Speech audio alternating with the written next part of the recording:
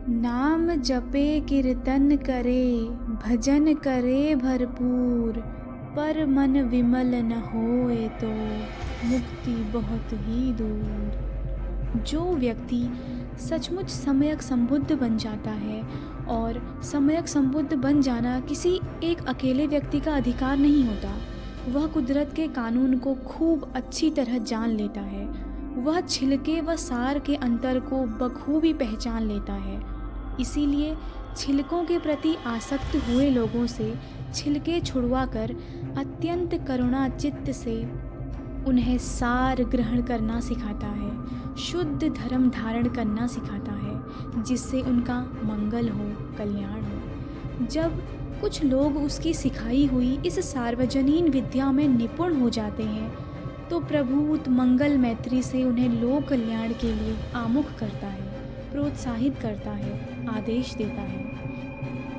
चरथ भिक्कवे चारिकम, जाएं धर्मचारिका करें। किस लिए? अपने हित सुख के लिए नहीं, बल्कि बहुजन हिताय बहुजन सुखाय, अन्य अनेकों के हित सुख के लिए। लोकानुकंपाय, किसी सांप्रदाय, जाति, वर्ण व वर्ग विशेष के लिए नहीं, बल्कि सभी लोगों पर अनुकंपा करने के लिए। हिताय सुखाय देव मनुष्यानम, भले बुरे, सामान्य विशेष, राजा प्रजा, देव मनुष्य, सभी के लिए मंगल कल्याण के लिए, हित सुख के लिए, स्वस्ति मुक्ति के लिए धर्मचारिका करें। इस धर्मचारिका में कहीं अपने लाभ सत्कार की किंचित मात्र भी कामना न हो, केवल लोक कल्याण ही लोक कल्याण की मंगल कामना हो। देसेत भिक्कवे धम्मम, धर्म की ही उपदेशना करें। लोगों को संप्रदाय अथवा दार्शनिक मत मंतांतरों के बाड़े में न बांधें। धर्म भी बुद्धि किलोल करने वाला नहीं, भावावेश जगाने वाला नहीं, बल्कि शुद्ध प्रयोगात्मक, क्रियात्मक, जो कि दैनिक जीवन व्यवहार में उतारा जा सके, ऐसा सक्रिय धर्म जो कि आदि कल्याणम, आरंभ में कल्याणकारी हो, यानी सील पालन में कल्याणकारी हो, मध्य कल्याणम, मध्य में कल्याणकारी हो, यानी समाधि के अभ्यास में कल्याणकारी हो, और पर्योसानम कल्याणम, अंत में कल्याणकारी हो, यानी प्रज्ञा पुष्ट करने में कल्याणकारी हो।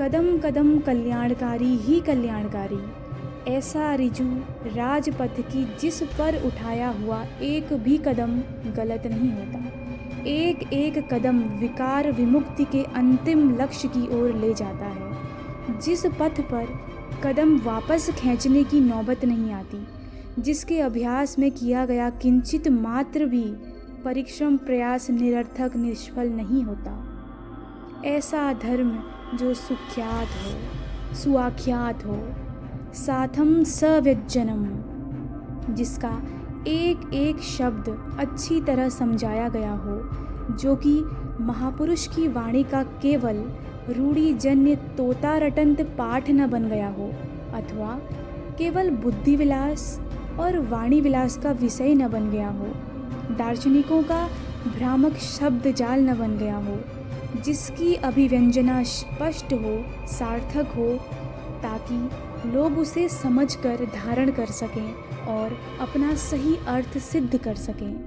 केवलम परिपूर्णम परिशुद्धम ब्रह्मचर्यम पकासेत, ऐसा ब्रह्मचरण, ऐसा धर्मचरण प्रकाशित करें जो संपूर्णतया परिपूर्ण हो, यानी जिसमें कोई कमी न हो, जिसमें कुछ और जोड़ने की किंचित मात्र भी गुंजाइश न हो, जो पूर्णतया परिशुद्ध हो, यानी जिसमें से अशुद्ध मानकर किंचित मात्र भी निकाल बाहर करने की गुंजाइश न हो। सील, समाधि और प्रज्ञा के ऐसे परिपूर्ण, परिशुद्ध व्यवहारिक धर्म में से कुछ निकाला कि उसकी परिपूर्णता में कमी आ जाएगी, कुछ भी जोड़ा कि उसकी परिशुद्धता में कमी आ जाएगी। ऐसे सांप्रदायिकता विहीन सर्वलोक हितकारी सार्वजनीन धर्म के प्रकाशन की प्रेरणा दी गई। धर्म जो धारण किया जाए, धर्म जो आचरण में उतारा जाए, केवल सैद्धांतिक मान्यता तक सीमित न रह जाए। सील की कोरी चर्चा नहीं, सील जीवन में उतरे। समाधि का कोरा विवरण नहीं, समाधि चित्त का अंग बने। प्रज्ञा की कोरी व्याख्या नहीं, प्रज्ञा अंतर में स्थित हो, वस्तुतः स्थित प्रज्ञ बनाए। धर्म धारण किया जाए तो ही उसकी परिपूर्णता। धर्म आचरण में उतरकर मानस को परम विशुद्ध कर दे तो ही उसकी परिशुद्धता। इस प्रेरणा के आधार पर सरल हृदय करुणाचित्त संत पुरुष केवल लोकहित के लिए पीढ़ी दर पीढ़ी निर्मल धर्म का प्रज्ञापन प्रकाशन करते रहे और जन जन का कल्याण करते रहे। जब जब जनहित की इस विमल चेतना से धर्म सिखाया जाता है, तब तब धर्म निर्मल रहता है और अपरिमित लोक कल्याण करता है। लेकिन संप्रदाय को ही धर्म समझ बैठने वाला कोई उलझा हुआ व्यक्ति जब लोक कल्याण के इस निर्मल उद्देश्य को नहीं समझता और अपने संकुचित स्वार्थ में गिरफ्त हो जाता है, तो धर्म शिक्षा के नाम पर संप्रदाय का बाड़ा बांधने लगता है और सारा जीवन यही काम करता रहता है। इस बाड़े के लोग भेड़ बकरी की तरह मेरा अनुसंधान करते रहें। इस बाड़े में बंधी भेड़ बकरियां कहीं मनुष्यों की तरह स्वतंत्र चिंतन मनन न करने लगे, इनकी संख्या बढ़ती रहे।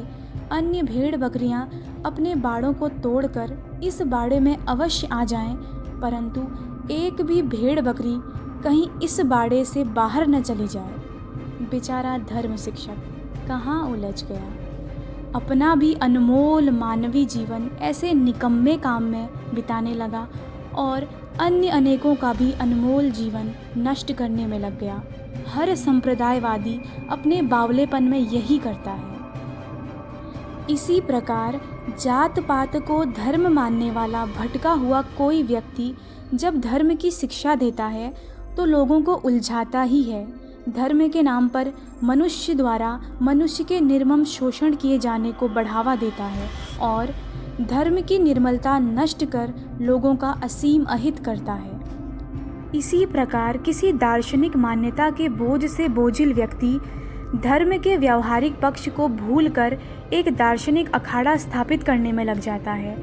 अपनी दार्शनिक मान्यता को सत्य और दूसरों की मान्यता को मिथ्या सिद्ध करने के लिए कितना श्रम करता है, कितना तर्क वितर्क, कितना वाद विवाद, कितना खिंचाव तनाव, कितना संघर्ष संग्राम।